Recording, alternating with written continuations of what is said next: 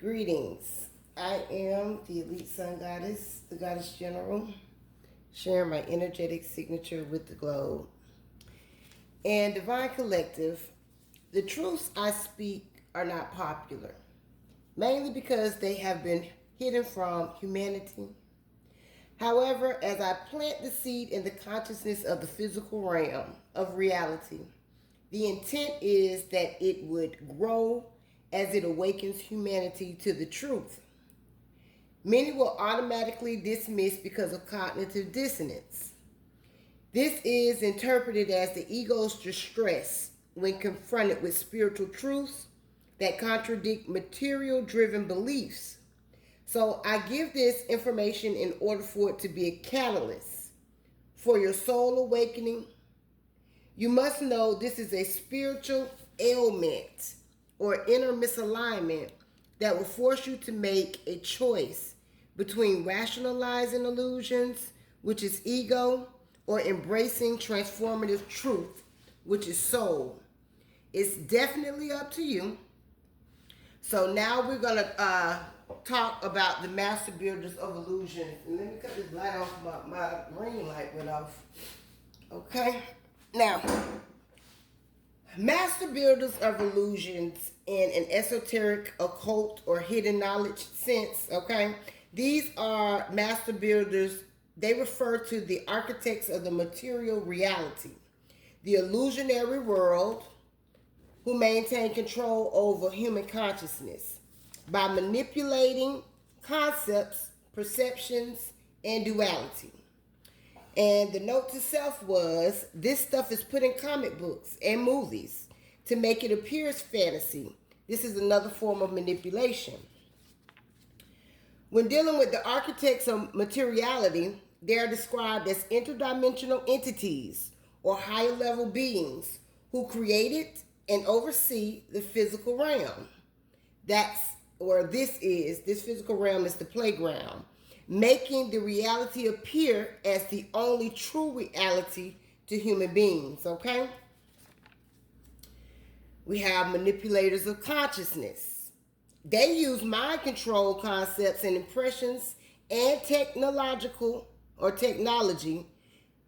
along with psychic methods to keep humanity hypnotized and focused on materialistic pursuits. This is designed to divert human spiritual energy, often referred to as chi, away from the third eye and toward the maintenance of illusion. Now, what is chi? Chi is the vital life force, the energy or breath to circulate through the body and the universe, serving as a bridge between physical form and pure awareness. It is foundational to Eastern spirituality and medicine, often cultivated through practices like Qigong or Tai Chi and yoga to improve physical, mental, and spiritual well-being. So the Chi is your life force, okay? The creators of duality, now, what they do is impose duality. Good versus evil, dark versus light, self versus other. They maintain the illusion of separation, which prevents humans from realizing their own true spiritual nature and unity. Now, I'm going to stop right there for a second because we operate in duality until we realize that nothing is separate. Up is down and down is up. Black is white and white is black. It's two different ends of the spectrum, but it's all the same thing at the end of the day. We operate within the universal law of divine oneness and singularity. Now that's going to hurt somebody's feelings. Then we have the guardians of the veil. They are described as the forces preventing humanity from seeing beyond the veil or beyond 3D reality, using tools such as organized harassment, which is gang stalking, psychic possession, and rituals to suppress the emergence of human consciousness. Now, what did they just say? A whole lot. We got gang stalking and psychic possession. This is why the truth speakers are attacked so hard. This is why the truth speakers, the seekers and the speakers, and deliverers, okay? The ones that are here for justice and to assist the planet and humanity in ascension. This is why we are attacked and shadow banned and all these different things, because they want to keep the truth hidden, okay? Now, what is gang stalking? Again, we went over this the other day, but we're going to go over it again. Gang stalking is organized stalking, harassment, and is often interpreted in esoteric, spiritual, or cult-like terms as a form of spiritual warfare, demonic harassment, or psychic possession conducted by shadowy occult networks. This say so much. That just say so much, and I got so much to say on this, but that's a whole nother message. Now, while clinically viewed as a delusional or cultural concept of distress, proponents of the esoteric view argue that practitioners use surveillance and synchronized harassment to break a victim's mental strength, often associating it with witchcraft or master builders of illusion. And there's so much discrepancy concerning witchcraft, but that's a whole nother message too that I'm gonna talk about in a little bit. And then we have psychic possession, an esoteric phenomenon where an external entity, thought form, or spirit overrides a person's consciousness, manipulating their thoughts, emotions, or physical actions. It ranges from subtle influence like intrusive thoughts, self-destructive thoughts, to full body control, often stemming from weakened psychic boundaries, fear, or deliberate, sometimes dangerous occult practices. And what I wrote here was this does look like some individuals with mental health disorders, but it is possession. And I say that because I've actually lived this out. And I'll share this with y'all for the people that don't know. I have a adult daughter who is deemed mentally ill, who is in a mental facility at this time, and has been there for almost a year and a half. Okay?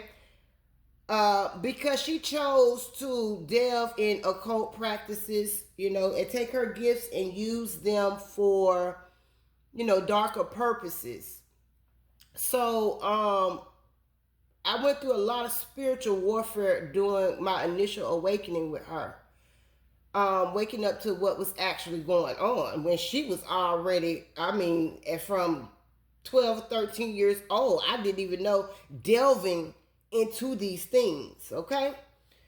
But was, in the beginning bad at what she did, okay? However, when I experienced my initial awakening, this is what allowed that wheel to start turning and things to start being revealed to me. She started getting, when you see people that have been fine and nothing wrong with them, and all of a sudden, they start spazzing out and acting crazy and just doing weird things, going into the world, start prostituting and living in the streets and all that kind of stuff, is deeper than what you're seeing on the surface, okay? And this is from first-hand experience, so nobody can't tell me nothing about this, okay? But, and this goes into some other stuff I want to talk about, but I can't, it's a whole nother message, but it's concerning necromancy and how you actually have high-level practitioners, okay? Real quick, I'm going to just go over this. You have high-level practitioners that animate corpses. And this is a whole nother message. And this is going to be way out there for some people. But this is real. To the point where they actually die and bring these corpses back. And the real high-level skilled practitioners can put their soul back into the body. But I digress. A lot of these people look like they're soulless, okay? Because they are. They're walking zombies. And some people never come back from that. But the ones that began to regain, like, their soul, probably were the practitioners, okay? And that's a whole nother message, so I'll leave that right there. But we have the shadow, but in a nutshell, what I was trying to say with that was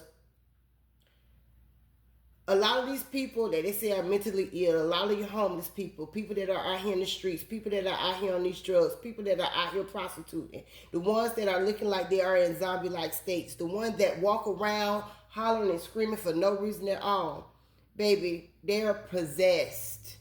And that soul is no longer there. So you can believe me or not, but there it is. Now we got the shadowy occult networks. Shadowy or occult networks often refer to organizations, secret societies, or esoteric groups that operate behind the scenes, away from public scrutiny, or with hidden agendas. These networks often involve themes of secret knowledge, ritual, and influence. The serpent archetype. They are associated with the serpent or the egoic mind, sometimes termed the demiurge, sorry about that, in Gnostic tradition, which feeds on and directs this controlled perception, acting as the parasite within the subconscious mind. In essence, in the esoteric sense, they are the hidden manipulators of perception who keep humanity asleep in a materialistic dream, preventing the realization of the true glory of the spirit. Now, I leave you with that. Down the rabbit hole again. I am the elite sun goddess, the goddess general. I am master, and I serve Lord. Ashe, Alaseh.